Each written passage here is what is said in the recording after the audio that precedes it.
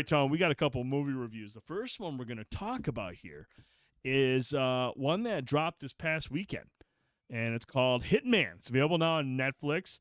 And I remember when we were talking about this, I was like, I don't know about this movie simply because I am not a Glen Powell guy.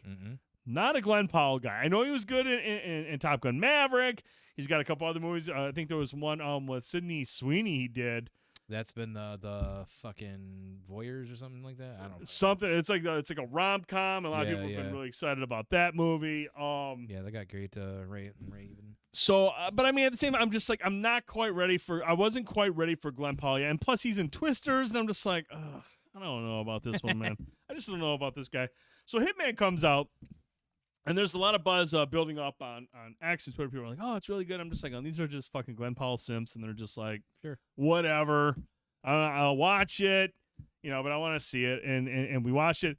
And Tone, I'm happy to report I am a Glen Powell, I want to say fan. I'm a Glen Powell supporter. I believe in the potential of Glen Powell due to his ability to showcase his range in this show. Yeah. But Tone, your initial thoughts to what we saw from Hitman here? I was after seeing some of the reviews, that's why I reached out to you. I said, "Man, this is rolling like high 90s for both critic and user, it's well received. Which is rare, right? So I'm like, we need to probably check this out. I went in pessimistic just because of Glen Powell. Right. And I'll say, instantly, like I was getting very entertained, like just by his ability to do what he's doing. You know, he's a professor by day. Now he works for like the police department. He's like moonlighting as a hitman in disguise. Yeah, and trying to catch hitmans actually originally, and then he has to play it, and he gets a little too deep into that, meets someone, and we got kind of go from there. But he plays like a pantheon of characters, even for like a minute or so for each of them. Yeah. But in those minutes, you see like, holy shit, like this. I mean, that's impression stuff that he's doing, and he's like, all these characters look and feel different. I'm like, damn, I didn't realize he could do these sort of things. So whether that's a true showcase of his range, I don't know, but I think that's a pretty good indication that you could be looking for him for doing different roles. Because normally he's like this heartthrob, this like whatever, but you just think he's a wooden performer. When he's got the long-haired professor thing, like his demeanor even fits that kind of like. And with each character, his demeanor changes, like considerably. Like I get it. Yeah, very, very, very surprised there. So, no, overall, we enjoyed it. My only critique of it, I just felt it got a little long in the tooth. By the time you get to about the hour and a half mark, and you're trying to get to that last half hour, it's a little bit of a slog for me, I felt like.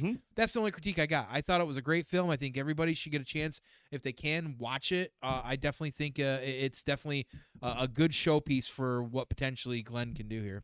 Yeah, no, I agree with you. I thought he was just really, really good. And like I said, he was funny. He was charismatic. The chemistry with him and Arjona is palpable. Like it is really like their scenes together made me horny. Yeah, they're hot and steamy, but like in the scenes where it's not hot and steamy, they have really good chemistry, and I feel like it's that chemistry that really helped me get invested in the story all the way through. I do agree that towards the end it does kind of like drag out a little bit, but I feel like the ending where you kind of get the reveal with Jasper and whatnot, like what his play is, I was like, okay, this is kind of a cool finish. Yeah, it was. It's a weird mix of like dark humor, like I don't want to say a rom-com with some thriller elements. There was a couple scenes that were like kind of like there's like some thriller build-up going on here. Yeah. So I felt like it was a very unique mashup of genres. Yeah, because it wasn't like overly funny at any times. Yeah. But you were entertained and enjoying it. You'd have a little chuckle here or there, and then it moved forward. So it was a lot of charm.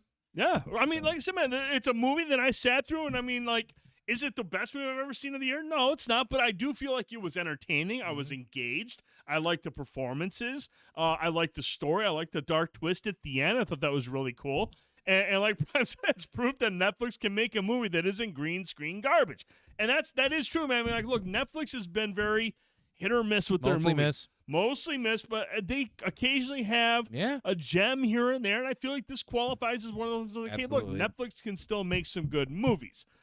Hey, are you excited for the Zack Snyder director cuts of Rebel Moon? Still haven't seen that, but I would watch that probably because I've heard that his other cuts are much better than the originals. Well, Of I've heard the anything else. originals of these movies are fucking terrible. Mhm. So hopefully the director's cuts are much better.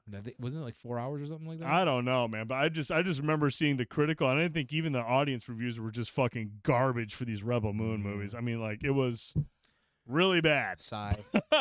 But no, this is definitely worth the watch, and we want to get you guys and girls' thoughts. I mean, like, are you a Glen Powell fan? Are you a believer in Glen Powell? I came into this movie not sold on Glen Powell. I came out thinking he's got good potential. I think with the right material, he could be the next big leading man. But it's just like this comes out, and then Twisters comes out this summer. I'm just like, I think Twisters is going to surprise you. you think it's going to surprise you, No, man? it's going to be trash. I've watched that trailer several times. I'm just like, this looks so It generic. looks awful. Let's be real. But hey, you know There's what? 2 of them.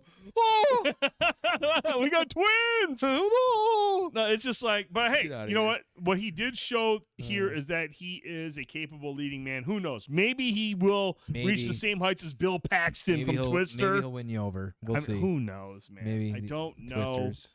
I don't know. Yeah, I think that's how most people, at least that I know, feel about him. Prime. I think this, though, for me, at least has me going, huh? Okay. Okay. Maybe he's not a total waste of Okay. space. Okay, Frank. Okay. But let us know in the comments what you thought of Hitman. Did it hit the mark for you, or are you just kind of like, another Netflix dud? Let us know in the comments below. We want to hear More from like you. a Netflix stud.